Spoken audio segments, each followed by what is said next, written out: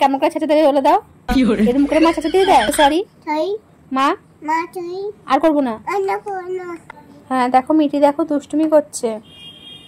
Hello, হ্যাঁ মিঠি দুষ্টুমি করছে। মিঠি আমাকে সরি বলেনি। মিঠি সরি বলো। কি করবি তুই? কি করবি?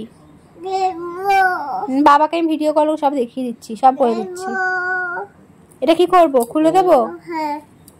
তা মাকে সরি বলো, বলো সরি মা, আর করবো না।